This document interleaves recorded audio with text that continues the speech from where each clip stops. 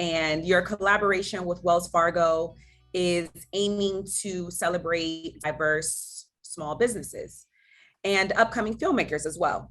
So, in your opinion, how significant are initiatives like We Made a Way during times like now where we're going through a pandemic? Yeah, I mean, I think that they're everything. Everybody was looking for ways to chip in, ways that they can help. That's what the best of us happens to rise up in really tough times. That's like, one of the beautiful juxtapositions of tough times is that you can find out what you're really made of. So um, it is we are living in unprecedented times, and so um, neighbors and co-workers and businesses and we're trying to figure out how we can help each other, how we can help our communities. And so I love the initiative from Wells Fargo. Yes. I did want to ask, I saw I know it's 4 short films. I saw Yeah, excerpts of them. Were you able to see any of them yet? I saw all of them. Yeah. That's how I got involved. They hooked me with the with stories that were told well. And the first one that I saw was about Curtis School of Music in Philadelphia, where I grew up. So I didn't go to Curtis School of Music myself. My church was right down the street, so I had tons of friends that went to Curtis, and it's a Black-owned business, and they've been around a really long time doing um, thorough and consistent work in a community that I've seen, with my own 2 eyes. So that was, yeah, I love the films. Yeah, me too. It was really nice seeing how just services like what Wells Fargo is offering is able to help these businesses, and even just seeing their stories, it puts it more into perspective how poorly impacted small businesses were from this pandemic. So I'm really happy Yeah. that, initiatives like this are just helping them rebuild on a community level. So now you are a multi-talented Tony and Grammy Award recipient. With your career in acting and music, do you have goals of joining the EGOT club? Do I have plans? I said goals. Is it a goal of yours? Do you want to be an EGOT? Sure. I'll take any of that stuff. I mean, it is not something that's on my mind. Um, but sure, yes and no. Like if I'm being honest, Rosalind, like, I achieved all my childhood dreams kind of a while ago. I wish that for everybody. It's a special thing. But when I was standing on stage in Hamilton, I was like, this is it. I'm doing the thing that I wanted to do when I was a little boy.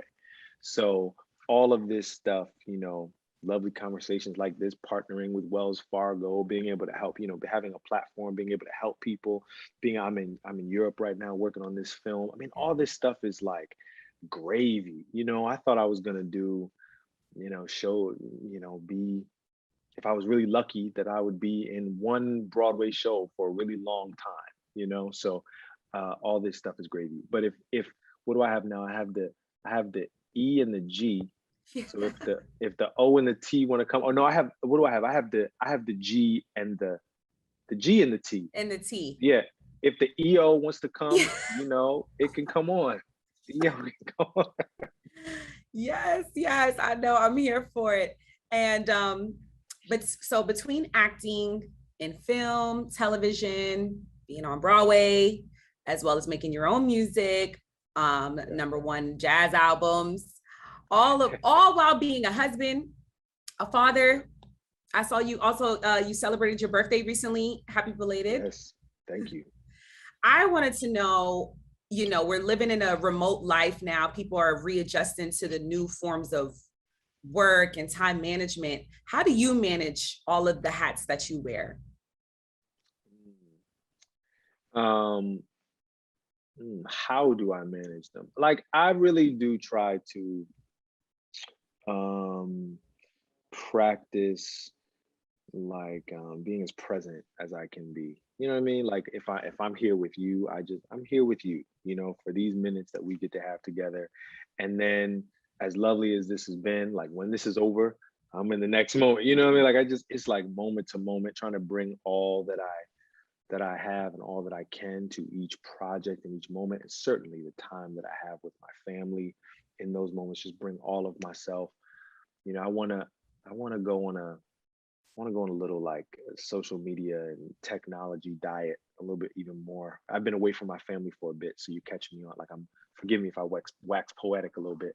But yeah, it's like yeah, I want to, you know, make sure that when I'm with my family, when I'm with my kids, that I'm not like, you know, that my focus is not split.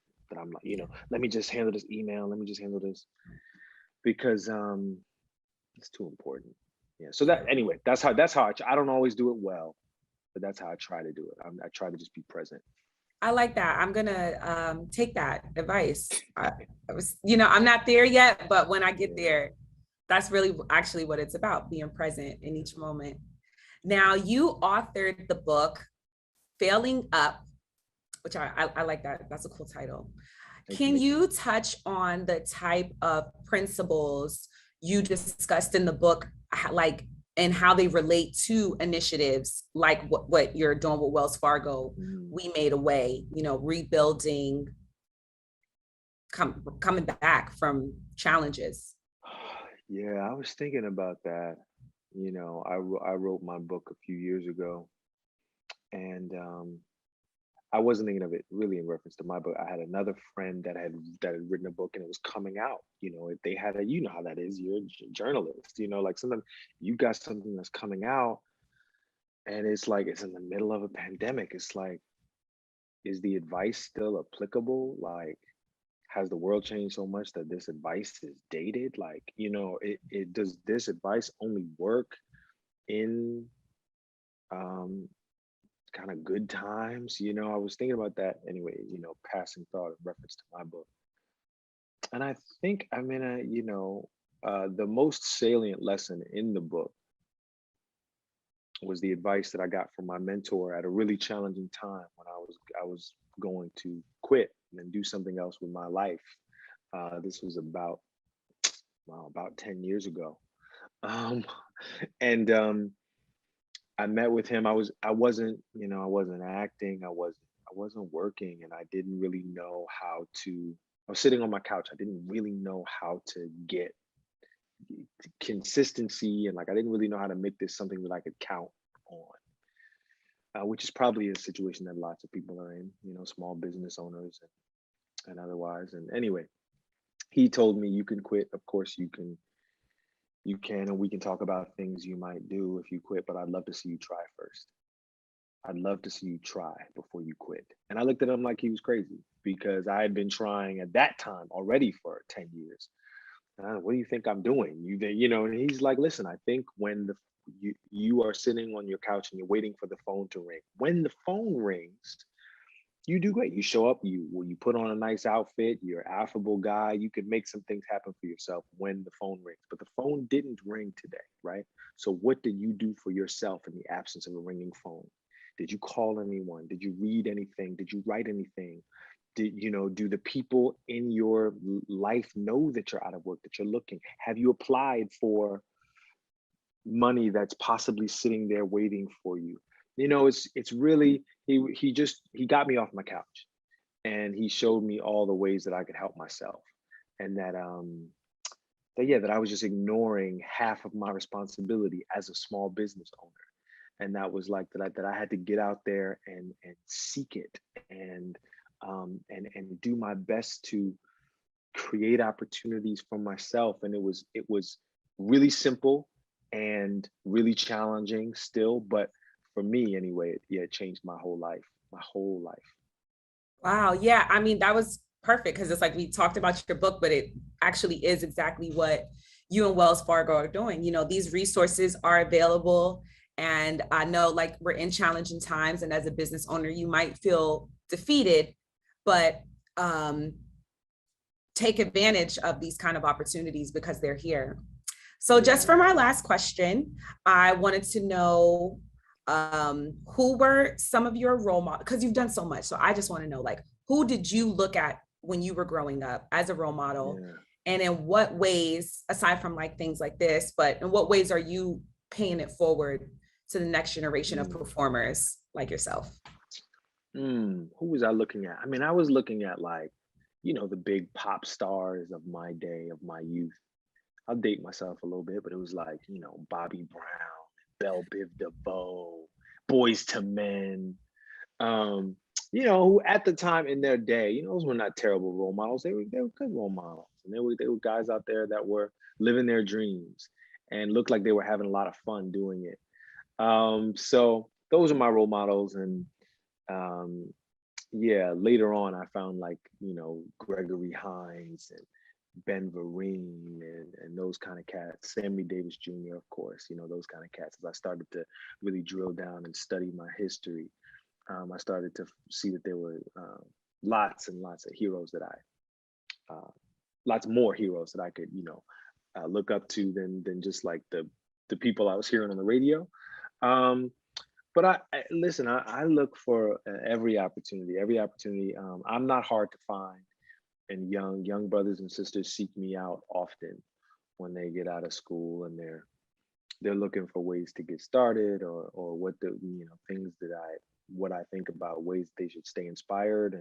And I make myself available because people made themselves available to me. I had mentors. I told you about one, not so long ago. I had mentors, I had teachers, I had friends, who helped keep me going. And so yeah, it's my responsibility to stand in the gap and be that for somebody else. Thank you so much. Thank you for all that you